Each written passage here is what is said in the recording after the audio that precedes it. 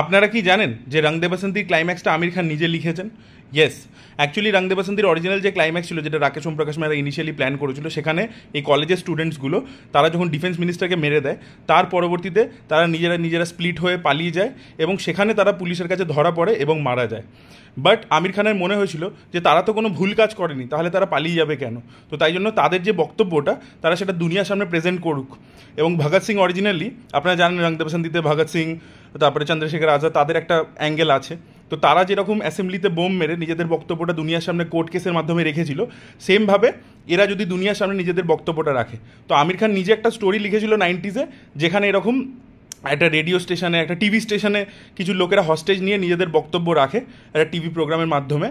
তো সেই অ্যাঙ্গেলটাকে নিয়ে এসে এখানে রেডিও স্টেশন করে ক্লাইম্যাক্সটাকে সেট করা হয় এবং একটা অসাধারণ ক্লাইম্যাক্স ছিল। এবং সেখানে একটা আমির খানের দুর্দান্ত ডায়লগও ছিল, যে জিন্দগি দিনেকে দহি তারিখে হতে।